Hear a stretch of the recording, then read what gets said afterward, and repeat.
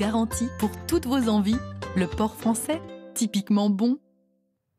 Il est 7h40, place à la politique et au 4V. Guillaume Daré, vous recevez ce matin Jérôme Rivière, eurodéputé et porte-parole de la campagne d'Éric Zemmour. Messieurs, bonjour. Bonjour à tous. Bonjour Jérôme Rivière. L'offensive russe se poursuit en Ukraine. Hier, peu avant le sommet européen, Emmanuel Macron a appelé Vladimir Poutine et lui a demandé l'arrêt immédiat des opérations sur le terrain. Est-ce que vous y croyez ? Écoutez, d'abord, on ne peut pas ne pas penser aux victimes aujourd'hui en Ukraine. C'est ça une guerre. Et on a vu ces images atroces de gens qui meurent, de gens qui sont bombardés. Est-ce qu'il y a un arrêt possible des hostilités ? Je le souhaite, je le crois. Il n'y a pas d'autre solution que la voie diplomatique. On ne va pas s'engager dans un conflit avec la Russie. Donc oui, il faut trouver les moyens que la voie de la France... Mais vous pensez qu'Emmanuel Macron peut encore convaincre de cela Vladimir Poutine ? Je pense que la France, dans son rôle de puissance d'équilibre, doit pouvoir convaincre Vladimir Poutine qu'il est possible de prendre en compte les intérêts, les demandes de la Russie concernant sa sécurité, son espace, tout en lui faisant comprendre qu'on a besoin d'un respect des frontières qui sont intangibles et donc il faut que les troupes russes quittent l'Ukraine. Je crois que c'est encore possible, effectivement. C'est de plus en plus compliqué, mais c'est possible. Donc vous soutenez Emmanuel Macron dans sa démarche ? Écoutez, je soutiens la France lorsqu'elle souhaite être une puissance d'équilibre.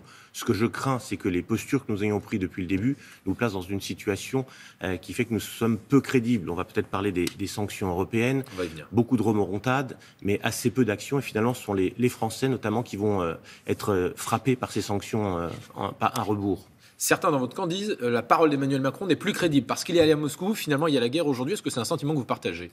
Écoutez, je pense que la parole d'Emmanuel Macron a été mise à mal lorsqu'il a effectivement fait un certain nombre de démarches en même temps. Souvenez-vous, 2017, il reçoit Vladimir Poutine en grande pompe, sans que nous allions plus loin et que nous prenions en compte les demandes russes. On participe aux accords de Minsk II, qui sont des accords qui doivent résoudre cette situation en Ukraine. Parce qu'on voit bien, depuis 2014, on a un conflit qui est latent. On n'a pas fait le rôle d'arbitre que nous devions faire et nous avons laissé les Ukrainiens ne pas mettre en œuvre notamment un référendum qui devait avoir lieu dans les territoires du Donbass. Donc effectivement, Emmanuel Macron, à titre personnel, a perdu de la crédibilité. Mais la France... elle a un rôle spécifique. C'est notamment la raison pour laquelle, avec Éric Zemmour, nous souhaitons sortir du commandement militaire intégré de l'OTAN pour montrer que nous sommes une puissance d'équilibre, c'est-à-dire alliés aux Américains, mais pas alignés avec les Américains. Et ça veut dire pas alliés avec les Russes, mais pas non plus leurs ennemis. Sortir du commandement intégré de l'OTAN, c'est sortir de l'OTAN tout court également ? Non, justement, pas du tout. Cette alliance est essentielle. Mais cette alliance est essentielle. Ce sont nos alliés. C'est important de pouvoir travailler avec des alliés. Mais le commandement militaire intégré de l'OTAN, et on le sait peu, depuis le 1er janvier de cette année, en fait, ce sont les Français qui commandent la force d'action rapide. Donc ce seraient les Français qui seraient engagés les premiers sur un théâtre d'opération. Il n'est pas question que les Français se trouvent un jour engagés dans un conflit qui ne serait pas le leur. On le disait, les 27 pays de l'Union européenne ont décidé cette nuit de nouvelles sanctions à l'égard de la Russie. Ça concerne la finance, l'énergie, les transports. Est-ce que c'est suffisant ?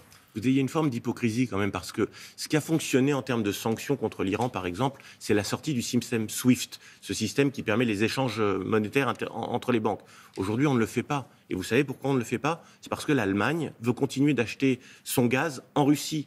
Donc il est un peu hypocrite de faire croire aux Ukrainiens que nous sommes là à considérer les mesures pour faire en sorte de mettre à genoux la Russie de M. Poutine. Elle ne sera pas à genoux. Il a en plus le marché chinois qui s'est ouvert à lui de façon encore plus large. Et autre mesure qui aurait pu être prise, c'était de sanctionner M. Poutine lui-même. Ça n'a pas été fait. Par exemple sur ses avoirs personnels. On a sanctionné autour de lui, mais pas lui. Donc il y a une forme un peu d'hypocrisie.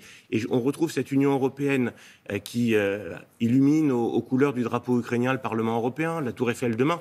Et ça ne fait pas, je pense, beaucoup d'assistance aux Ukrainiens.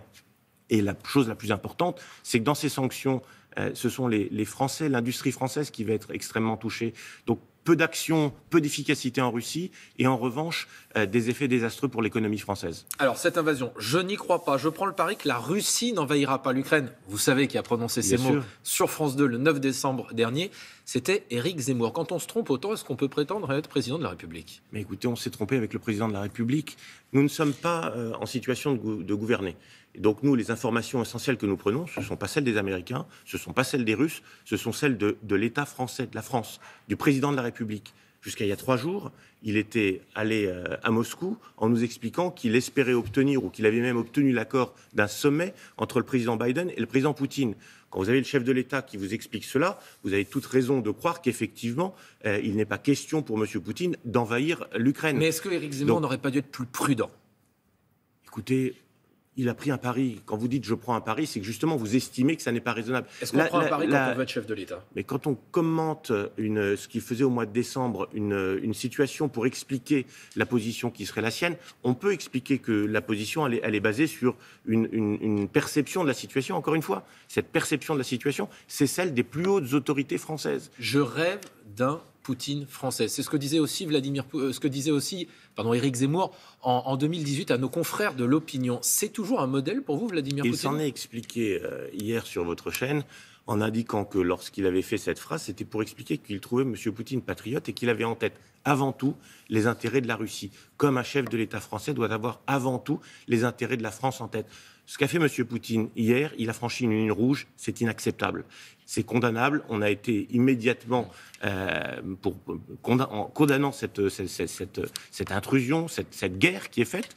Mais derrière, c'est bien beau de condamner, c'est bien beau, il faut trouver des solutions. Alors justement, Éric Zemmour, s'il était à l'Élysée, il ferait quoi ? Il l'a expliqué. Si on avait d'ailleurs suivi ses propositions depuis le départ, c'est-à-dire d'être ce rôle d'équilibre. Et dans la situation de crise où on est actuellement. Eh bien aujourd'hui, ce qu'il faut, c'est ce qu'il a demandé d'ailleurs à Emmanuel Macron de faire, c'est de se rendre à Moscou, d'aller voir Vladimir Poutine, d'écouter, même si c'est un chef d'État avec lequel on n'a pas très envie de travailler, on est obligé de travailler avec lui, d'écouter ses demandes en matière de sécurité. Il souhaite aujourd'hui que la sécurité en Russie soit prise en compte. L'OTAN, qui est une organisation militaire, s'est étendue à l'Est depuis 30 ans, et c'est cette extension à l'Est de l'OTAN qui pose difficulté. Et donc il faut donner un certain nombre de garanties sur ce sujet-là, et en exiger de l'autre côté de M. Poutine. Alors Jérôme Rivière, c'est une campagne présidentielle absolument inédite qui s'annonce dans ce contexte. Éric Zemmour a recueilli pour l'instant 415 parrainages, il en faut 500 pour pouvoir se présenter, il reste tout juste une semaine pour les recueillir. Est-ce que vous êtes optimiste ce matin ou est-ce que vous êtes inquiet ? Je vais vous dire un peu des deux. Optimiste parce que c'est un chiffre important qui a été atteint hier, effectivement, vous le rappelez, 415, il nous manque donc 85 parrainages.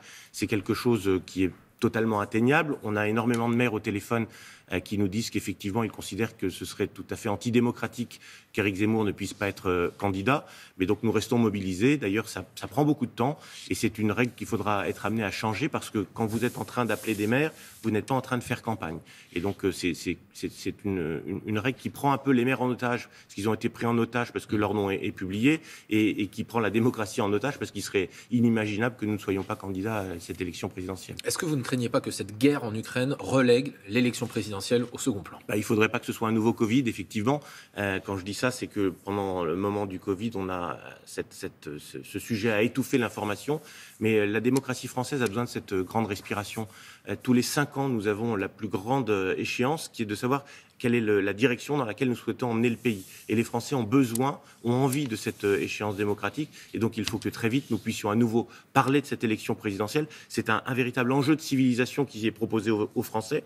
Et pour pouvoir l'arbitrer, il faut qu'il puisse y avoir une campagne pour que soit expliqué devant eux les différents choix qui sont proposés. Et il y a véritablement un choix, une alternative entre la France que propose Emmanuel Macron et celle que propose Éric Zemmour. Vous êtes ciblé, enfin en tout cas Éric Zemmour est ciblé depuis hier par les soutiens de Valérie Pécresse, justement sur les anciennes positions d'Éric Zemmour sur la question ukrainienne, la question russe, son attitude avec vis-à-vis de Vladimir Poutine.